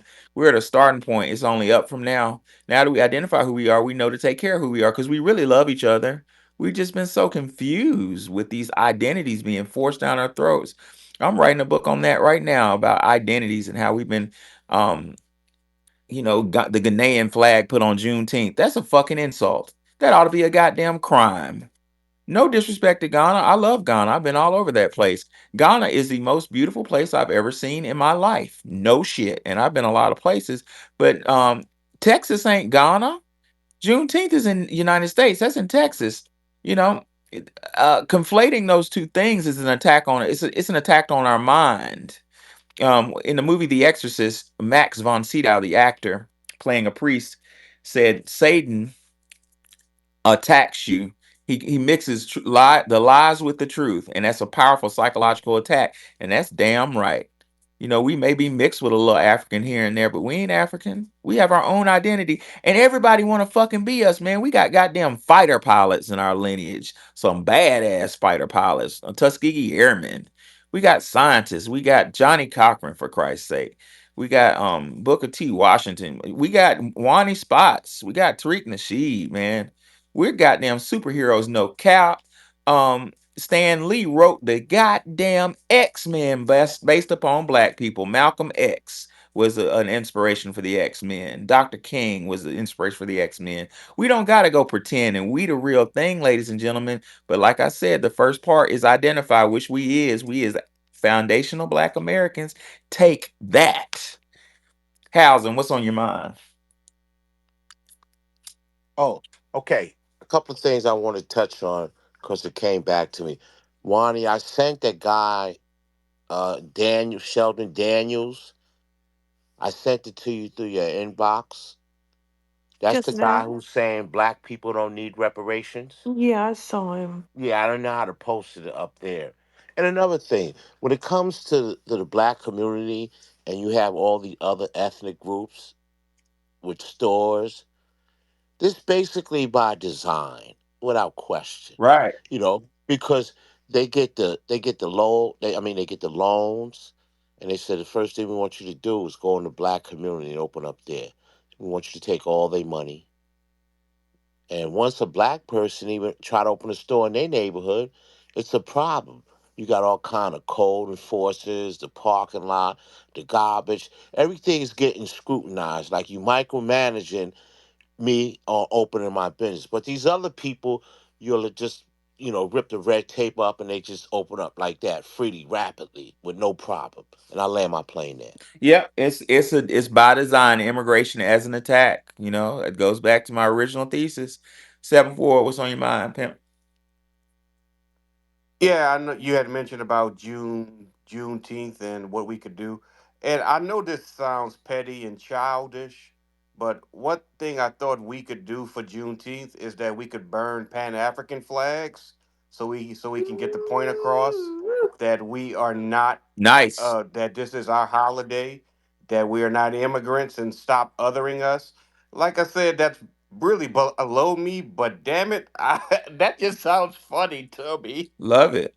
Yeah, Mm-mm. no cap. I'm not against that. It's nonviolent. You're just making, in my opinion, if I were to do that, I would be exercising my First Amendment right of expression, freedom of expression. I mean, if they come here and burn our flag, like, why we can't? I'm not telling anybody what to do. Just like I said, it's petty and I grew up watching listening to George Carlin, and George Carlin said, "Leave the symbols to the symbol minded." So, yeah, that's just me. George Carlin was funny as hell, man.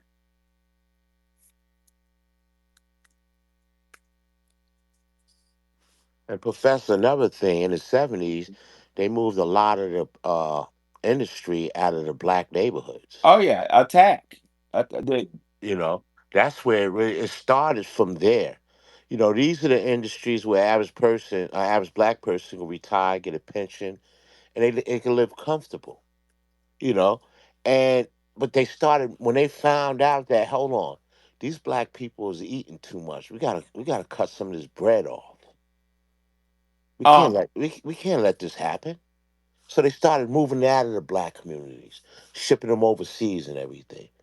I think Bill Clinton was behind a lot of that yeah, you too. beat me. You beat me to it. You beat me Yeah. to it. Um, So we're being attacked from all areas. right.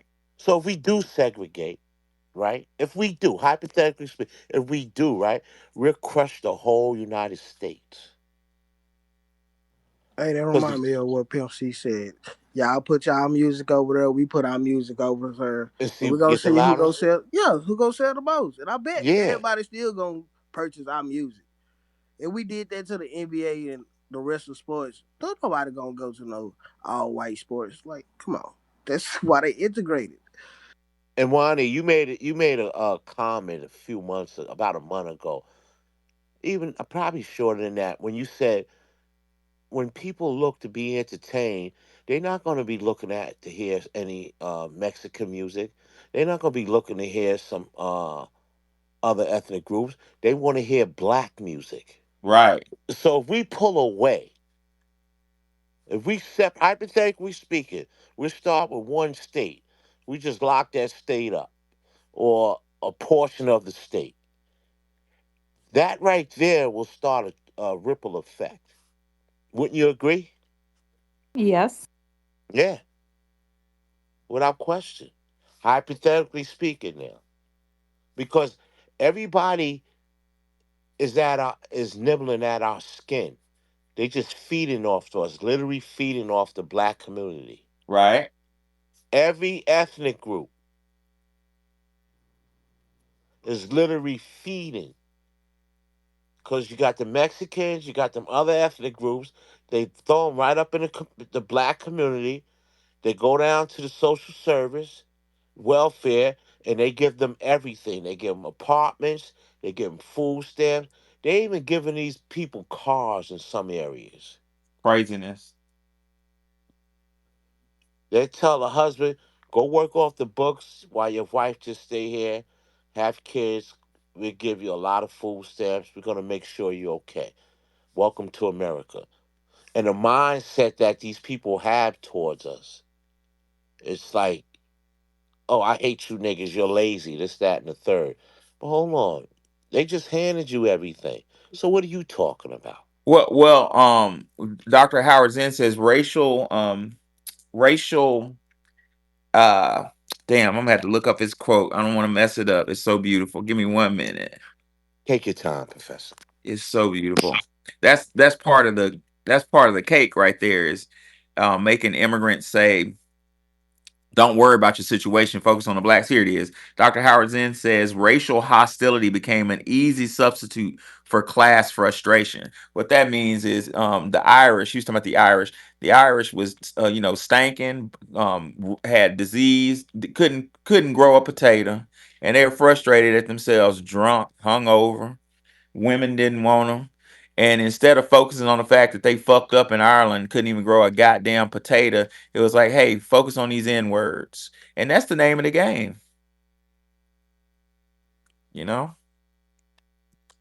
Anyhow, Onyx, what's on your mind? Yeah, well, it becomes an identity point. Whenever it comes to their own personal failures, what they do is they do a lot of projection, art direction, in order to feel better about themselves. Right.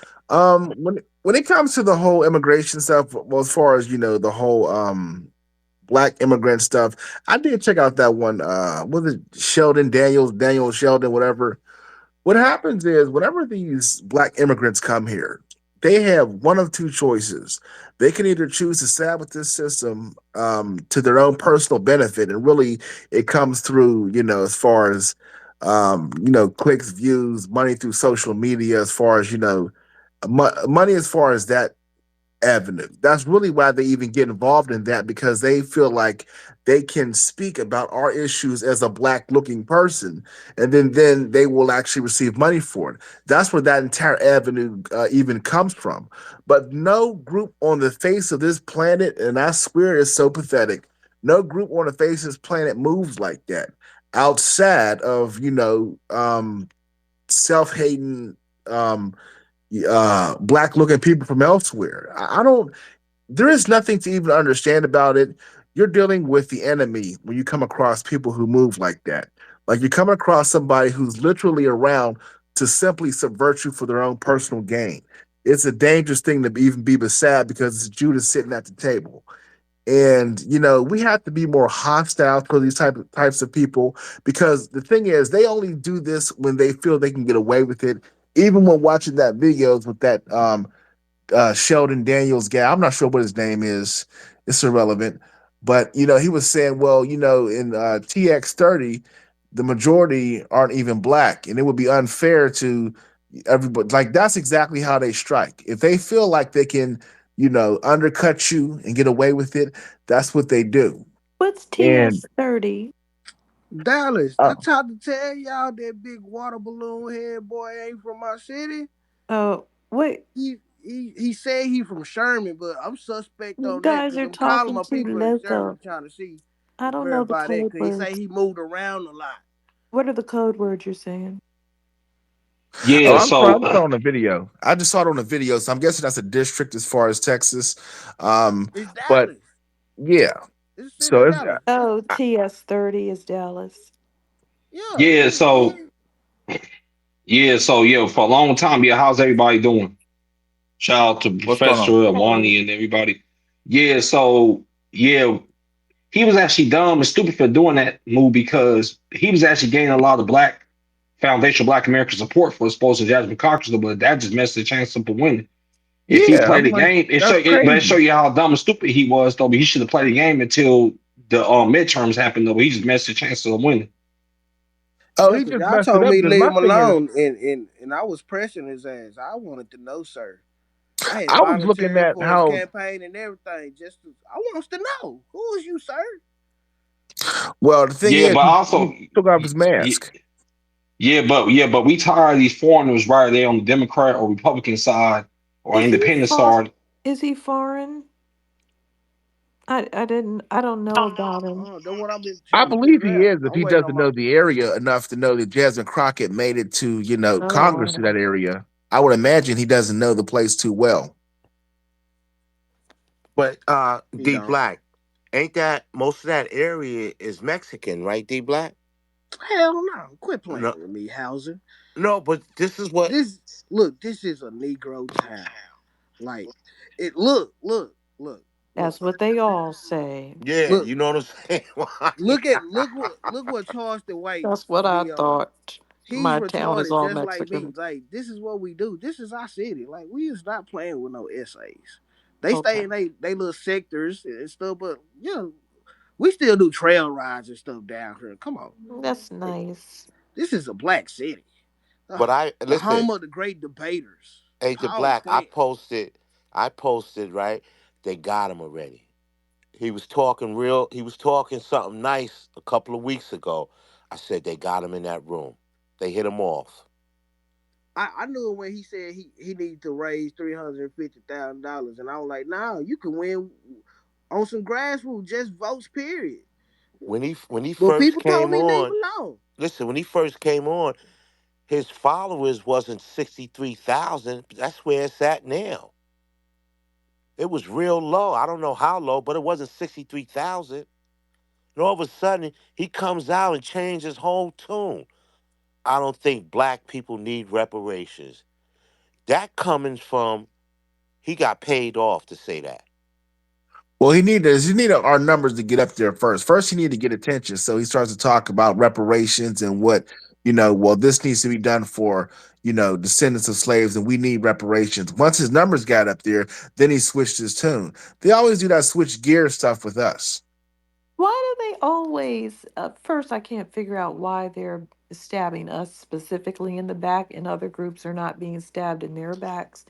when they're getting reparations for things that happened in the 1800s. But why did he switch and say, and why do they always say we can't figure out who should get it? That's a blatant lie. That's Wani, what made me think Just it, he because don't they qualify. can't figure out how to use right. genealogy doesn't mean we can't figure it out. Why But why would Wani, they say that? it's not even about that, Wani. At the end of the day, right? No one, especially the dominant society, they do not want to see Black America come up. At the end of the day, Yeah, we know that, but we're still going to say who is eligible. We're still going to do our genealogy. And it's absolutely. easy to do. We just have to decide on whether you want it to be one grandparent, two grandparents, or four grandparents. Because every time I say four, everybody flips out. So I'm trying to I be, think that's the issue. People don't want to do the genealogy because we the only people left that really have the founding fathers' surnames and like so who's the real creators of the country? That's why I be feeling good to feel like a foundational Black American because my last name on a lot of documents or people of my lineage last names on a lot of documents. So like why wouldn't we feel proud to say this is our country? Yeah, Well, good point. I will say that when it comes to, we definitely need to have the Freedmen Bureau back again. And the heaviest, way to argue for that is that the the Indian Affairs Bureau is still there. That will be the perfect avenue to bring about reparations. Like everything that we need needs to definitely come through that bureau, and then that way, it can't Hey be argued Alex. down. well, we're probably going to need to sue them. I think we can win if they base it on facts because the Lumbee people are, we have the same ethnicity as the Lumbee tribe. They have black, white, Native American. I'm not seeing the difference, except they have more white. So how are they more Indian? That's the $5 Indian, Wani. No, the Lumbee are just very admixed. They're not $5 Indians per se. They have them in there like all of the Native American groups do. But no, they just have a lot of admixtures. Ain't they considered coastal Indians and not? I don't know. Have you heard? I haven't heard that term before. Yeah, I think they consider like East Coast Indians because I know they not considered Northeastern Coast Indians like the Seminole and the Yamasee and them. They're But located in North Carolina primarily. well, they might be considered Northeast Coastal Indians, and those like mostly Indians that have a lot of admixture. Yeah, so we created a Freeman's Bureau on the state level out here in California. Though we trying to get the bill passed. Have you seen that thing with Isaac Bryan did with Tone Talks? Have you seen that interview? No. Well, yesterday, I think it was yesterday, Isaac Bryan, one of the people that blocked reparations, he actually did an interview with Tone Talks and shit, the one of the leaders of the ADOS group. Yes, what happened? Well, he was trying to say that he's trying to switch the narrative, saying that he actually get a lot of white wing support and all that bullshit, saying that he don't mean what he did, basically trying to move the goalposts, basically trying to yeah, basically trying to deflect and move the goalposts, saying that wasn't his fault. Oh, it was. That's Yeah, because that I seen incident that happened last year. That's yes, it is on August 31st. I was there though. I was one of the people that seen it though. I'm gonna give you a little synopsis of what happened. We had a 2-year study in California about the California Reparation Task Force. We had a whole 2-year study. We went to all the task force meetings from San Diego all the way to San Francisco, Oakland, Sacramento. After we did it, then on August 31st, though, the California Let's Stay Black Caucus saying that they're not gonna pass the bills. And we found that they came from higher up than Gavin Newsom, came from DNC, Kamala Harris and Joe Biden. During the DNC, Kamala Harris and Joe Biden told Gavin Newsom to tell the California, let's say, Black Caucus to kill the bills, though, to let the bills come on my desk because I'm going to veto the bill anyway. So what happened was that the California Legislative Black Caucus in fake infight. There was one senator, there's a former senator called Senator Street in Bradford, out the South Bay area in LA County. He actually supported the bills, which is supposed to create a Freedmen's Agency and create $12 million reparations payment towards our people. What the California State Black Caucus did, they stood in front of Bill Selly and blocked the bill. What Bill Selly did, he put the bill on the floor, and none other black Democrats, white Democrats, or Hispanic Democrats are second that motion, so the bill died on the floor. So we've been campaigning ever since then. We got Bill Sadie on February 20th, though, to get a Freedmen Agency bill. And you had the black Democrats, though, on the state level trying to attack the people on the grassroots out here in California. And then you had the California State Black Caucus invited Yvette Carnell and the ADOS group basically to basically sabotage the lineage-based grassroots. The ADOS is nothing but a Democratic Front organization, though. That's all it is, though. They actually expose themselves real heavy. You got Yvette Carnell actually supporting Isaac Bryan for that shit. So Yvette Carnell's nothing but undercover Democratic shield. It always So yeah, comes out in the end. so it's called AB 1315, Assembly Bill AB 1315. Hmm. That's supposed to establish Freedmen's Bureau on state level, genealogy bill for descendants of Foundation Black American Descendants of Freedmen. And you had the California Legislative Black Caucus working behind the scenes trying to sabotage people on the black grassroots out here in California for making that bill go forward, though. Because these same California Legislative Black Caucus members, they just voted to get these illegal $75 million on the state level, with tax costs of California taxpayers, $75 million, though. And then these same Cal How do they justify their behavior? I'm not understanding how they justify that. they basically trying to do that race baiting and stuff like that, trying to say that y'all attacking only 12 legislative black members, though it's the other ones. How come you're not attacking the white ones or the Mexican ones? You're attacking the 12 black I California do. legislators. Well, yeah, I do. I wouldn't attack a white person in the same way I would attack a black person. Let's just get that out. Let's get that out. I would attack a Democrat in a different way than I would attack a Republican.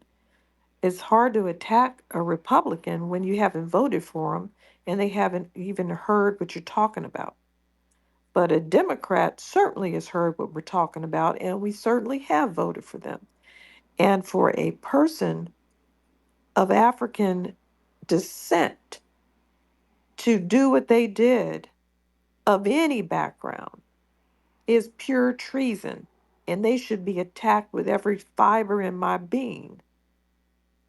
And these other white people, I expect them to go against it. But when these Sambos do it, it hits a different way, I have to tell you. Yeah, every time we see them in any public space in California, we go after and warn the public, let the public know what they're about. So they don't make no public appearances no more. They do private places. They do basically go to places where the boule is at, where the sororities, fraternities, stuff is at. They don't go to spaces where the black grassroots is at. They go to places where the black boule is at. Good work. Because I remember Ice Brian, I've seen him at a place that's sponsored by the Boule, though. You had Sade Kamal. She's a new House representative in the Los Angeles area, though. We confronted her too.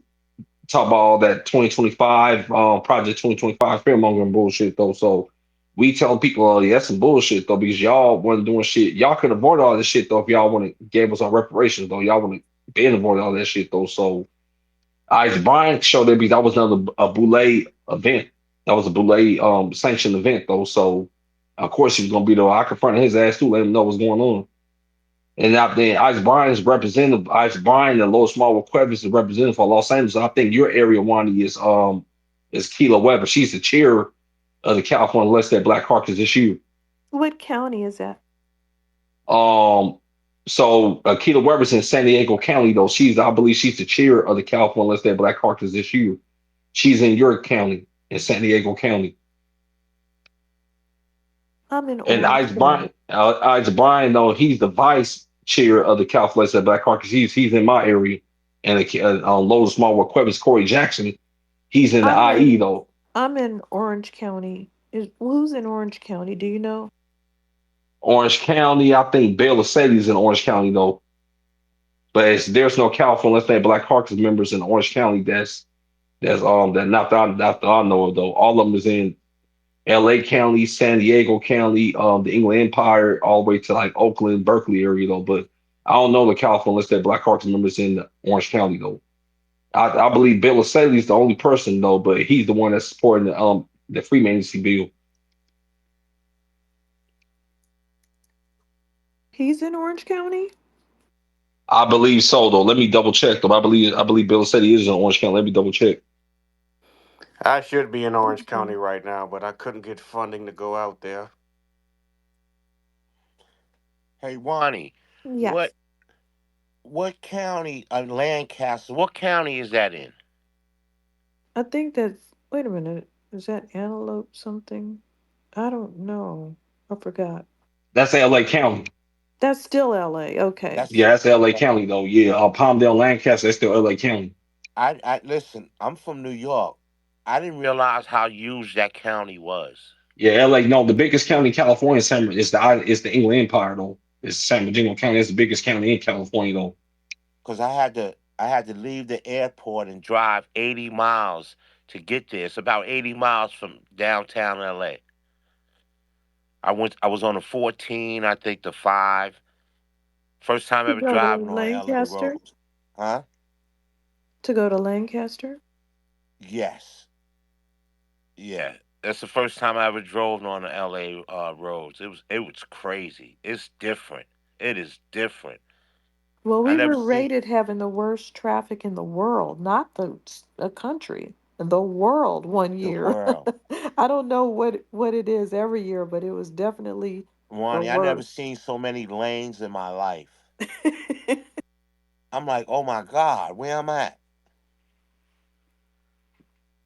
It wasn't that bad in Japan though. Traffic wasn't as bad out there. In Japan, Tokyo has one of the biggest cities in the world. The traffic wasn't as bad in Tokyo. Man, that was one thing I noticed while I was in Tokyo though. That public transportation system get real packed, especially during the hours where everybody go to work. That shit get real packed though. They be like people over there like push you on the train platforms though. And the train plus public transportation system gets real crazy at certain time out there in Tokyo though. Didn't they say that's where all the black people is moving up in them areas from downtown LA, Ronnie?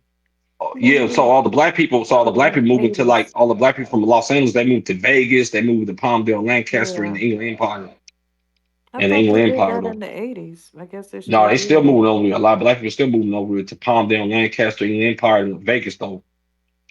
It's the first time I ever seen snow-capped mountains in my life. When you drive up there, I woke up. I'm like, it was freezing when I got up in the morning. I'm like, where am Now, I at? I mean, at night. It was literally. I said, I'm in California. Why is it so cold? California changes very rapidly. Yes, We can go skiing if we want. We don't yeah, want to, though. right. All right, ladies and gentlemen, I want to remind you that in the jumbotron, you'll find Wani spots and Nikki the guys cash out. Please show them love. In addition, you'll see our story publications. If you want to copy my book, please put $25, your full name and full address, mailing address rather, with zip code on Cash App, and a book will come to you this weekend. We're gonna get a couple more speakers, and we're gonna call it a night. Agent Zero, what's on your mind? What's going on? Can y'all hear me? Yes, sir. Yes.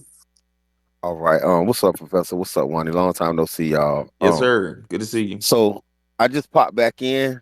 I've been driving on the road, so it's kind of been hard to kind of keep my phone lit up so I can hear y'all, or so I can listen in the space. But when I popped in just now, I heard somebody talking about the Lumbee Indians, and y'all know I'm from North Carolina, right? So I stay Mhm. about 50 miles from Fayetteville, around Fayetteville, North Carolina, and in Robinson County, which you have like Lumberton, North Carolina, and St. Paul's, North Carolina. That's where you find most of the Lumbees at. Some of them, one of my good friends growing up was a Lumbee Indian, and he looked like a Mexican. Um, some of them look like uh half white, half black people. Some of them look like